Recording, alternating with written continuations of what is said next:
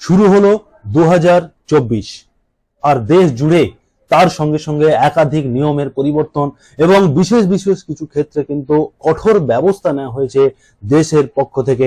তাই আপনাদেরকে এই ভিডিওতে, যারা সুরজিৎ একাডেমি ইউটিউব চ্যানেলে ভিডিও দেখছেন, আপনাদেরকে এই ভিডিওতে আপনারা সচেতন নাগরিক হিসেবে এই বিষয়টি আপনাদেরকে অত্যন্ত জরুরিভাবে আমরা জানাতে চলেছি যে দেশ জুড়ে বেশ কয়েকটি নিয়মের পরিবর্তন হয়েছে। কোন কোন নিয়ম আপনাদেরকে প্রথমে বলবো, আধার কার্ড আপডেটের বিষয়ে বলবো, আইটিআর ফাইল নিয়ে বলবো, পিপিএফ সুদ বাড়লো সেই বিষয়ে আমরা কথা বলবো, ডিমেট অ্যাকাউন্ট নিয়ে বলবো, সিম কার্ডের নতুন নিয়ম নিয়ে বলবো, পাসপোর্ট ভিসার ক্ষেত্রে কি নিয়ম এসছে, ব্যাংক লকারে কি ধরনের নিয়ম এসছে এবং এলপিজি গ্যাস কানেকশনের ক্ষেত্রে কি নিয়ম এসছে।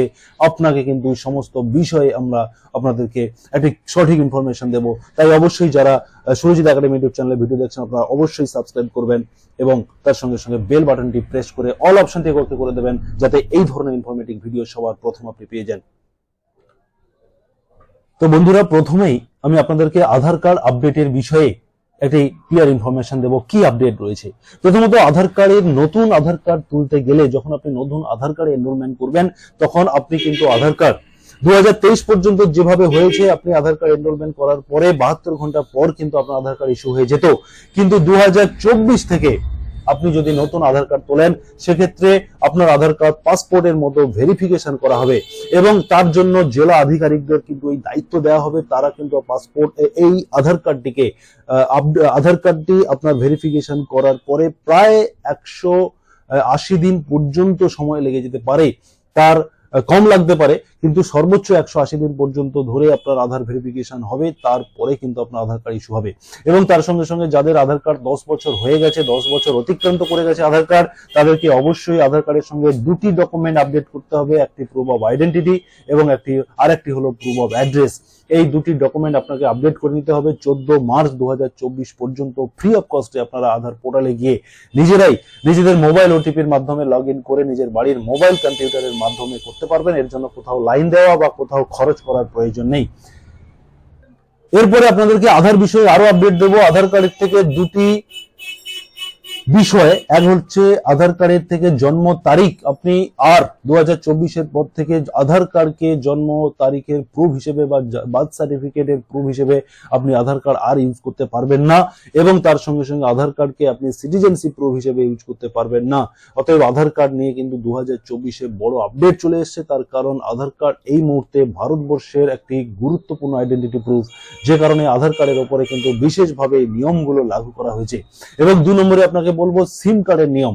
আপনি 2024 নতুন সিম কার্ড নিতে হলে আপনাকে অবশ্যই আধার বায়োমেট্রিকের মাধ্যমে এবং আধারের সঙ্গে লিঙ্ক মোবাইল ওটিপির মাধ্যমে আপনাকে সিম কার্ড কিনতে হবে এবং তার সঙ্গে সঙ্গে আপনি যেখান থেকে, যে দোকান বা যে রিটেলারের কাছ থেকে আপনি সিম কার্ডটি নেবেন, সেই রিটেলারও আপনার সিম কার্ডটি ইস্যু করার সময় তার বায়োমেট্রিকের মাধ্যমে তিনি কিন্তু সিম কার্ডটি ইস্যু করবেন। কারণ সিম কার্ড কিন্তু আর আপনি সেখান থেকে যে কোনো দোকান থেকেই আপনি চাইলে নিতে পারবেন না। সিম কার্ডের উপরে নতুন নিয়ম, নতুন আইন এসছে। সিম কার্ড ইস্যু করতে গেলে রিটেলারকে তার বায়োমেট্রিক অথেন্টিকেশন করিয়ে তারপরে আপনাকে সিম আপনাকে দেওয়া হবে এবং তারপরেই কিন্তু আপনি সিম ইউজ করতে পারবেন। এভাবে কিন্তু সিম কার্ডের উপরে নতুন নিয়ম এসছে। এবারে আমরা 3 নম্বরে বলবো আইটিআর ফাইলের যে নিয়ম এসছে। 31 ডিসেম্বর 2023 পর্যন্ত আইটিআর ফাইলিং করার কিন্তু লাস্ট ডেট ছিল।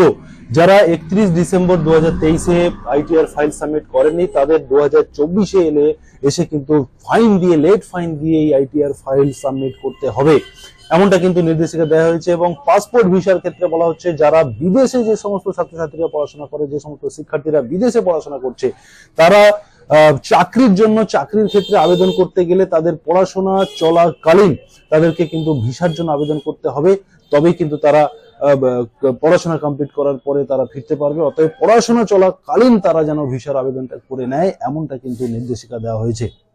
এরপরে 5 নম্বরে পড়বো। 5 নম্বরে বলবো, যাদের পিপিএফ অ্যাকাউন্ট রয়েছে, যাদের পিএফ অ্যাকাউন্ট রয়েছে, তাদের কিন্তু সুদের হার, ইন্টারেস্টের হার কিন্তু 2024 বাড়বে, এমনটা কিন্তু জানা গেছে।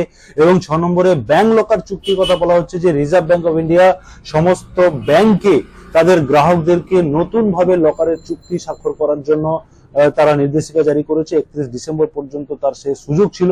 অতএব 31 ডিসেম্বর পর্যন্ত যারা ব্যাংক লকার, নতুন করে ব্যাংক লকার চুক্তি করেনি, তাদেরকে কিন্তু চুক্তিতে স্বাক্ষর করার একটা লাস্ট চান্স দেওয়া হয়েছে 31 ডিসেম্বর 2023 পর্যন্ত।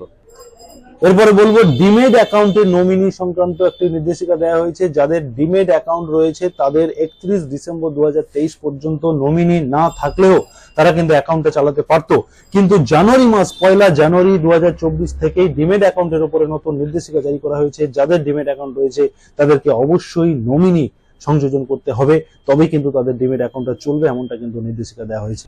এরপরে 8 নম্বরে এলপিজি গ্যাস কানেকশন কেওয়াইসির কথা বলবো। যাদের এলপিজি গ্যাস কানেকশন রয়েছে তাদেরকে অবশ্যই, যারা সাবসিডি পান আপনাদেরকে অবশ্যই কেওয়াইসি করতে হবে, বায়োমেট্রিক কেওয়াইসি করে গ্যাস কানেকশনটাকে নিতে হবে, তাহলে কিন্তু আপনারা সাবসিডি পাবেন। এবং যাদের জেনারেল রয়েছে, জেনারেল কানেকশন রয়েছে, তাদেরকেও এই কেওয়াইসি করতে হবে, তবে এখুনি করার বাধ্যবাধকতা নেই, ডেট এক্সটেন্ড করা হয়েছে 21 মার্চ 2024 পর্যন্ত এলপিজি গ্যাস কানেকশনের কেওয়াইসি করার ডেট বাড়ানো হয়েছে। অতএব আপনি ভারতবর্ষের সচেতন নাগরিক হিসেবে এই বিষয়গুলির যে নতুন 2024-এর যে নতুন নির্দেশিকা বা নতুন নিয়ম, এইসব যেসব সাবজেক্ট গুলো বললাম, যে টপিক গুলো বললাম, এগুলো সমস্ত বিষয়ে আপনাদেরকে একটি নলেজ থাকা প্রয়োজন রয়েছে, কারণ সমস্যায় যে কোনো দিন আপনাকে পড়তে হতে পারে। তাহলে আপনার যদি এই নলেজটা থাকে তাহলে আপনি অবশ্যই উপকৃত হবেন। ধন্যবাদ।